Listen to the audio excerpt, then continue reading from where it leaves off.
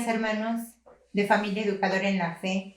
Con el gusto de saludarles, somos Alfredo y Marisela de la comunidad de Duquinaltum en matrimonios y también somos matrimonio acompañante de Juntos en la Fe. Vamos a hacer una pequeña oración y a ponernos en presencia de nuestro Señor. En el nombre del Padre, del Hijo, del Espíritu Santo. Amén. Ven, Espíritu Santo, ven a nuestra vida, a nuestros corazones, a nuestras conciencias. Muestra nuestra inteligencia y nuestra voluntad para entender lo que el Padre quiere decirnos a través de su Hijo Jesucristo. Que tu palabra llegue a toda nuestra vida y se haga vida en nosotros. Amén. Amén. Pues le damos gracias a nuestro Padre Celestial con la oración que su Hijo nos enseñó. Padre nuestro que estás en el cielo, santificado sea tu nombre. Venga a nosotros tu reino, hágase tu voluntad en la tierra como en el cielo. Danos hoy nuestro pan de cada día. Perdona nuestras ofensas, como también nosotros perdonamos a los que nos ofenden. No nos dejes caer en la tentación y líbranos del mal. Amén.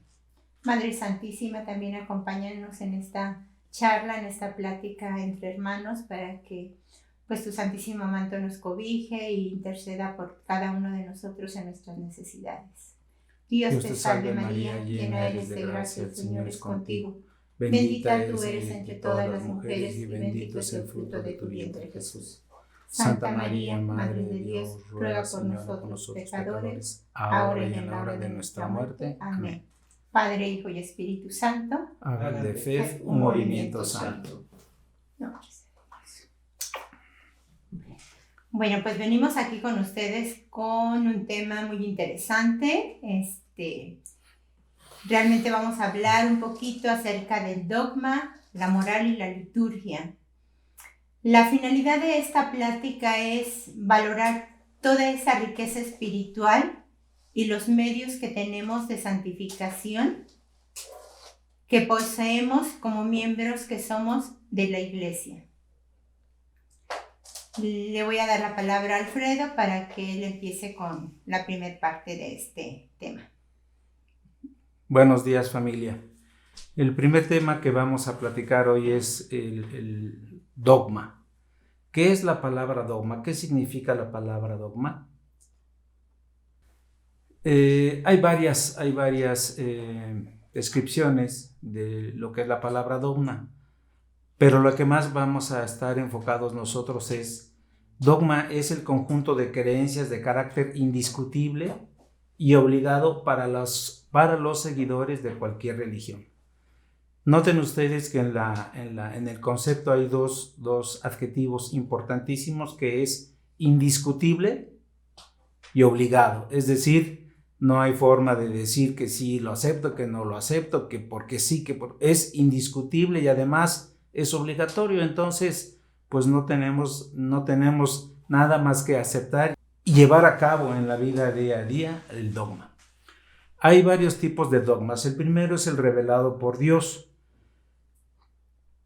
Estas dogmas, como ya les comenté, es un conjunto de verdades de fe, reveladas por Dios y reunidas y expresadas y transmitidas por la Iglesia, que los bautizados debemos creer y seguir. Están contenidas en su mayoría en la oración del credo, que todos los domingos rezamos en la Eucaristía. Y aunque no todos los dogmas están escritos en el credo, hay una parte de esta oración hermosa que dice: creo en la Iglesia Católica. Y ya con este concepto, pues estamos obligados justamente a acatar todos estos dogmas. Como les comentaba, los dogmas son verdades reveladas por Dios al hombre, y la Iglesia las reúne y las articula, refiriéndose justamente a la Santísima Trinidad. Como Dios Padre, creador de todas las cosas, como Dios Hijo, como Redentor del mundo, y como Espíritu Santo, que nos da la vida y nos santifica. Otro elemento que donde tenemos dogmas es la Biblia. La Biblia, en toda ella, es decir, en el Antiguo y Nuevo Testamento, está todo lo que Dios ha querido revelar al hombre y que son necesarios escuchar y seguir para nuestra salvación. La lectura de la Biblia es un tema amplísimo. Sin embargo, no hay que perder de vista que hay que considerar el aspecto, el contexto del tiempo y de la cultura de aquellos tiempos. No es un libro científico, ni un libro histórico, ni un libro de nada. Es simplemente un tema netamente e eminentemente doctrinal, ¿sí? Nos revela el amor interno, el amor inmenso que Dios nos tiene y el proyecto de salvación para el género humano. Sus enseñanzas han sido durante muchos años, siguen siendo hoy en la actualidad y van a ser toda la vida siempre actuales. Otros elementos que tenemos para conocer y aprender los dogmas es las tradiciones. Llamamos tradición a la doctrina revelada por Dios que no está escrita en la Sagrada Escritura. Las escrituras junto con la tradición, es decir, estos dos elementos, dos formas en las que tenemos los dogmas, deben ser entendidas, analizadas y veneradas como con la misma devoción, con la misma intensidad y con la misma devoción. Ejemplos de tradición son las cartas pastorales, que pues con mucha frecuencia escriben los santos padres, las encíclicas, las definiciones en los concilios y, importantísimo, las enseñanzas de nuestros pastores, que son sucesores directos de los apóstoles, asistidos por el Espíritu Santo, y ellos son partes de esta tradición. Otra manera de escuchar, seguir los dogmas es a través del magisterio de la Iglesia. La Iglesia católica, edificada sobre el fundamento de los apóstoles, testigos escogidos y enviados por el mismo Cristo, guarda y transmite con la ayuda del Espíritu Santo que habita en las enseñanzas de Jesús, que prometió permanecer con ella hasta el fin de los tiempos.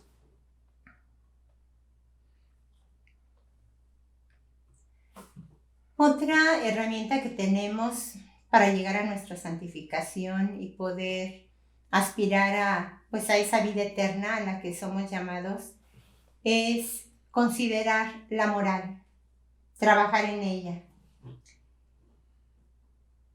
La moral es la parte de la teología que estudia los actos humanos considerándolos en orden a su fin sobrenatural, es decir, en cuanto acercan o alejan al hombre de su fin sobrenatural y eterno. Prácticamente la moral es aquello que nos va a ayudar a distanciarnos del proyecto de Dios o acercarnos a ese proyecto. El hombre sujeto de juicio moral está creado a imagen y semejanza de Dios.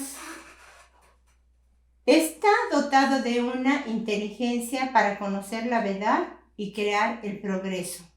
Todos tenemos esa facultad para poder tener un progreso tanto a nivel comunidad como personal y siempre buscando el conocer y el aplicar la verdad. Por medio de la voluntad podemos amar y decidir sobre nuestras propias acciones. Tenemos libertad para elegir, asumimos la responsabilidad de nuestras acciones y creamos nuestro destino. Cada uno somos responsable de esas acciones. Los actos humanos son aquellos que proceden de la voluntad deliberada del hombre cuando lo realiza con pleno conocimiento y libre voluntad. Cada uno de nuestros actos están en pleno conocimiento de nosotros y los hacemos en una voluntad propia. Existen dos tipos de obstáculos que impiden que alguna acción del hombre pueda ser juzgada moralmente. Aunque ya platicamos de que son acciones voluntarias y con conciencia, habrá situaciones en las que no se puedan juzgar así. Por parte del conocimiento y la ignorancia, que pueden ser vencibles, que se podrían y deberían superar, invencibles, que no pueden ser superadas por el sujeto, ya que porque no lo advierte o porque ha intentado salir de ellas sin lograrlo.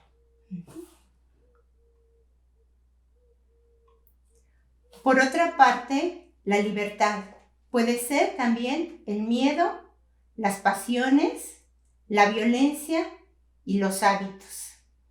En estas circunstancias, la persona no está en esa plena voluntad y en ese pleno conocimiento.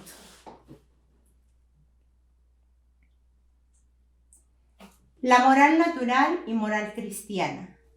La ley moral se puede definir como la regla de conducta que lleva al hombre a las bienaventuranzas prometidas.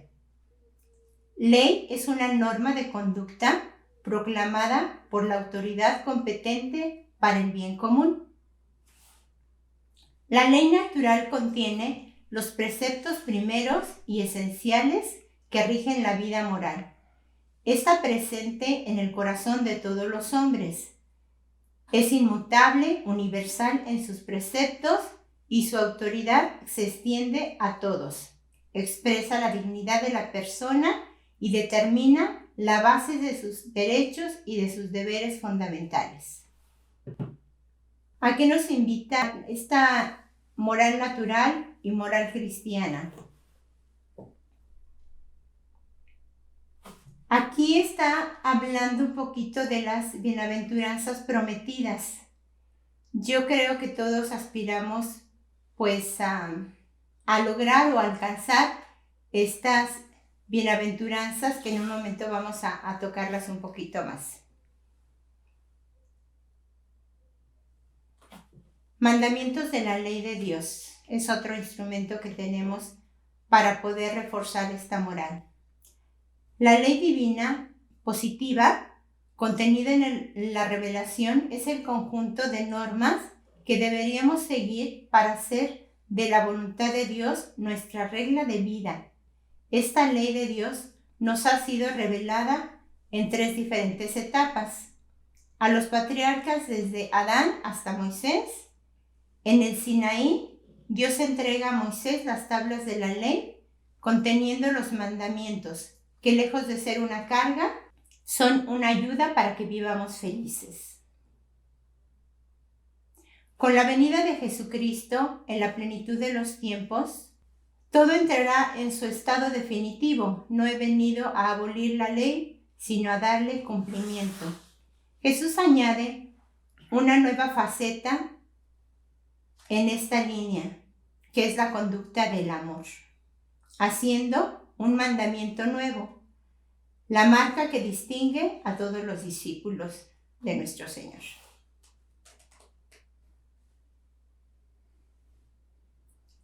Vamos a entrar en el tema de la evangélica, que son las bienaventuranzas de las que habíamos comentado. En las bienaventuranzas, Jesús expone al nuevo espíritu del reino de Dios, sintetiza su doctrina moral, suma y culmen de la perfección cristiana. En las bienaventuranzas encontramos una situación aflictiva temporal, unida a una disposición virtuosa personal y a una promesa sobrenatural. Sirven de prólogo al discurso evangélico en el que establece un completo programa de vida para alcanzar la perfección.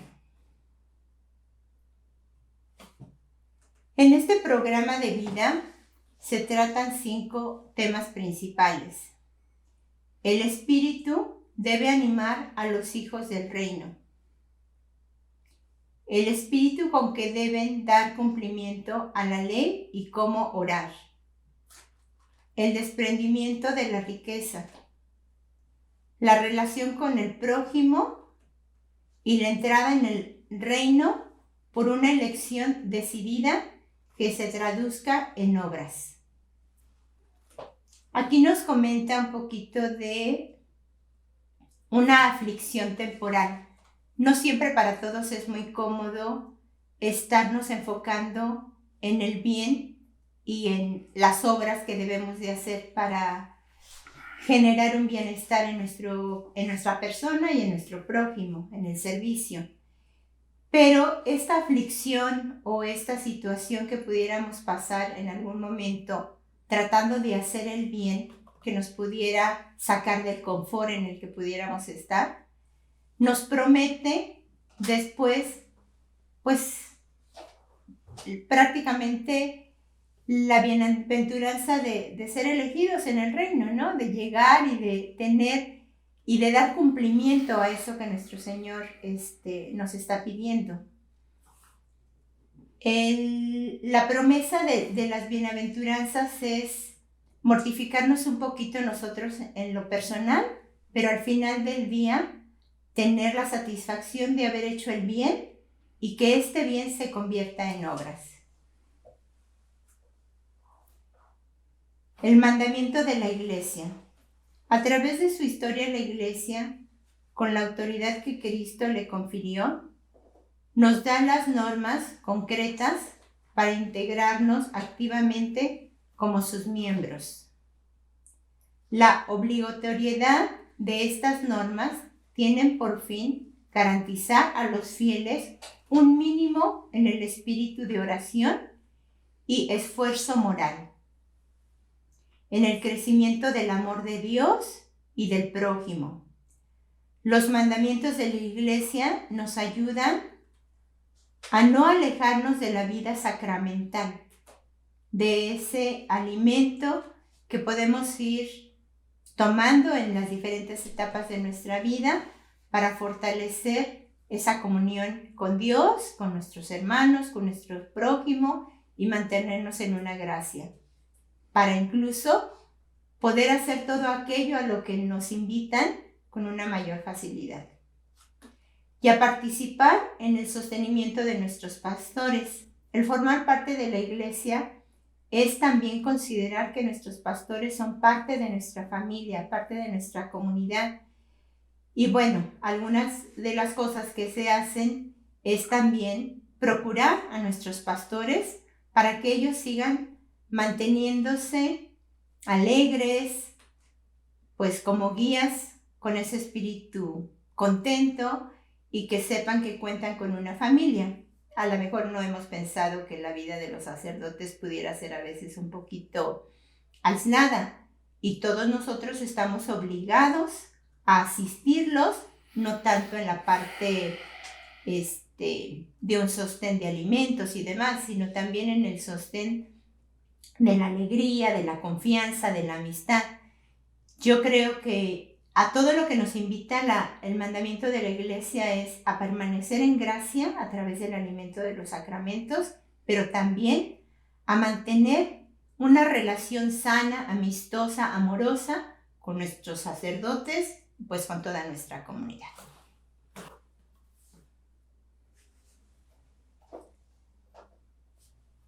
Ley y conciencia.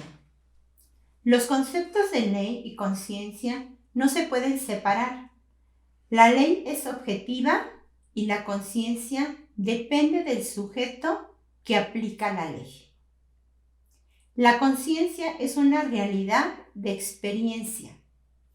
Desde el punto de vista psicológico, conciencia es el conocimiento que cada uno tiene de sí mismo y de sus actos.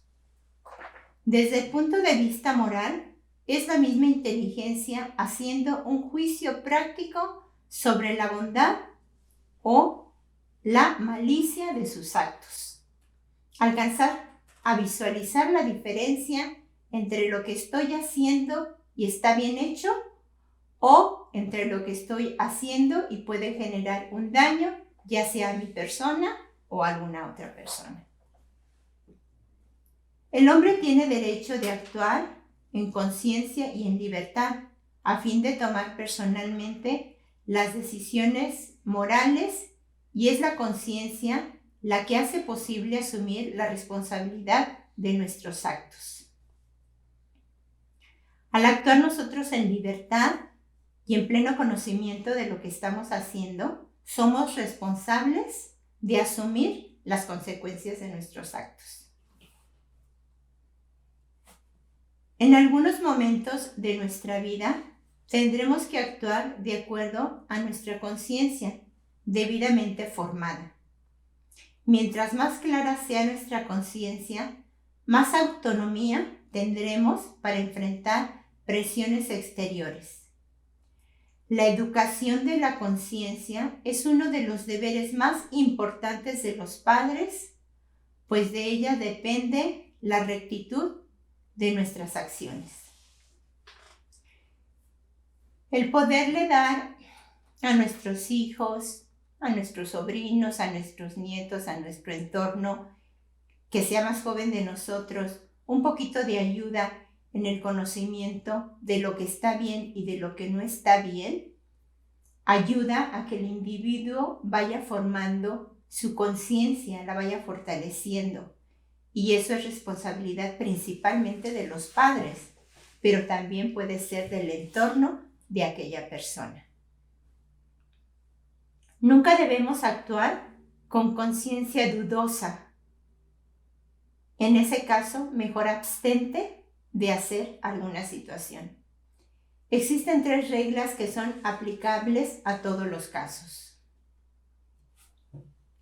Nunca está permitido hacer un mal para obtener un bien. El fin no justifica los medios. Yo creo que esta frasecita la sabemos más que la anterior. Obra hacia tu prójimo como quieras que obren hacia ti. Yo creo que es la regla de oro, ¿no? Haz lo que quieras que te hagan, no hagas a los demás lo que no te gustaría que te hicieran a ti. La caridad debe obrar siempre con respeto hacia el prójimo. No hagas a otro lo que no quieras que te hagan a ti. La caridad es ese amor mutuo al que estamos todos llamados y a tratar y hacer con las demás personas como nos gustaría que nos hicieran o nos trataran a nosotros. No podemos hacer a alguien lo que no nos agradaría que nos hicieran a nosotros. Y creo que también esto, pues en muchas ocasiones lo hemos escuchado. No hagas a otro lo que no quieras que te hagan a ti.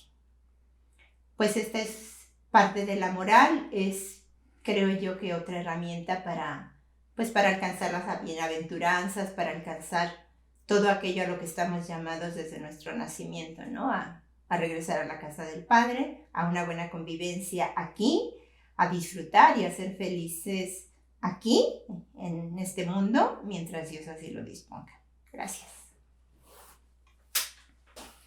¿Qué elementos, qué herramientas tenemos para llevar a la práctica estos dogmas que hemos platicado y esta moral que acaba de comentarnos Marisela? Pues hay una herramienta muy valiosa, muy importante, que es la liturgia. Voy a hacer un poquito de antecedentes. En el día de Pentecostés, por la efusión del Espíritu Santo, la Iglesia se manifiesta en este mundo. Este don del Espíritu Santo inaugura un tiempo nuevo, el tiempo de la Iglesia, durante el cual Cristo manifiesta, se hace presente y comunica su obra de salvación a través de la liturgia de la Iglesia. Y nos hace mención de que esto lo hará hasta que Él venga. La Iglesia comunica los frutos del misterio pascual de Cristo, de la celebración de la liturgia en los sacramentos. Poquito de antecedentes. ¿Qué significa la palabra liturgia? La palabra liturgia significa hacer una obra o un quehacer público. Significa un servicio de parte de y en favor del pueblo. En la tradición cristiana significa que el pueblo de Dios toma parte de la obra de Dios, es decir, interactúa. Por la liturgia, Cristo continúa en su iglesia la obra de nuestra redención. La liturgia también es una acción de la Iglesia, la cual se manifiesta como signo de comunión entre Dios y los hombres, introduciendo a los fieles a una vida nueva en la comunidad. Implica una participación consciente, activa y fructífera de todos los fieles y debe ser precedida por la evangelización, la fe y la conversión. La liturgia es también la participación de la oración de Cristo, dirigida al Padre en el Espíritu Santo. En ella, la oración cristiana encuentra su fe y su fin. La liturgia es el lugar privilegiado de la catequesis del pueblo de Dios, porque es donde los sacramentos y sobre todo la Eucaristía, donde Jesucristo actúa en plenitud para la transformación del hombre.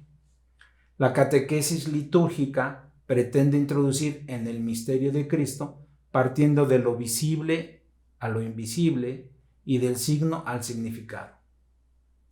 Es importantísimo esta herramienta que es la liturgia, que es la misa, la que digamos que de manera más personal hace mención este tema, porque ahí es donde se aterriza lo que hemos comentado de conocer, seguir y llevar a la práctica tanto los dogmas como todo el tema de la moral.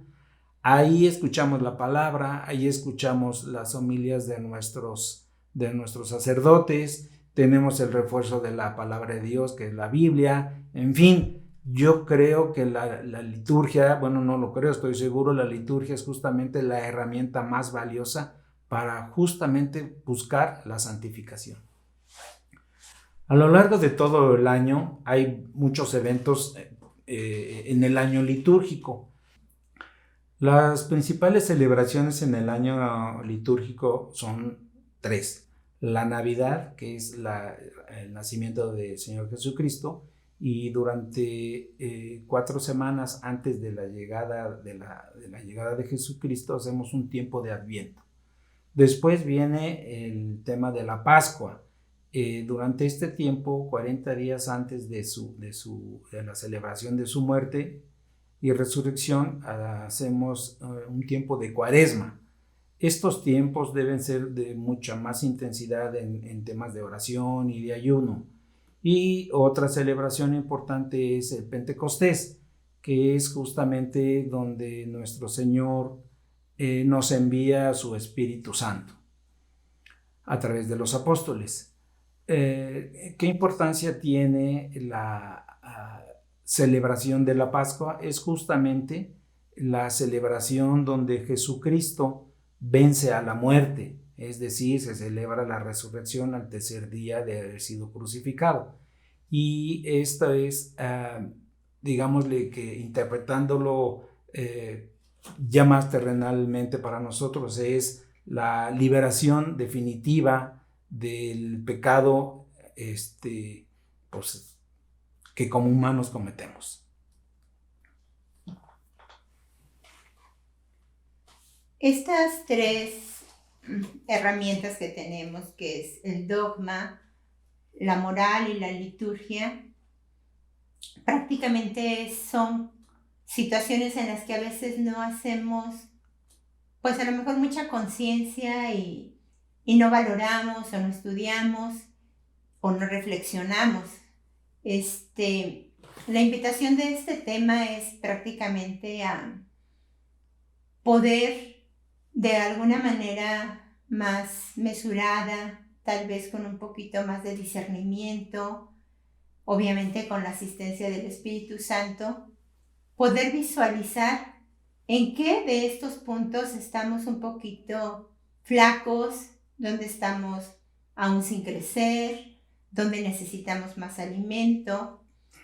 Como lo comentaba Alfredo, la liturgia es de alguna manera donde se consolidan y donde vamos y nos alimentamos en comunidad para vivir y para fortalecer pues nuestro espíritu, nuestra oración, nuestra comunión, y también es donde nos vemos asistidos de los sacramentos, situación muy importante para todos los bautizados.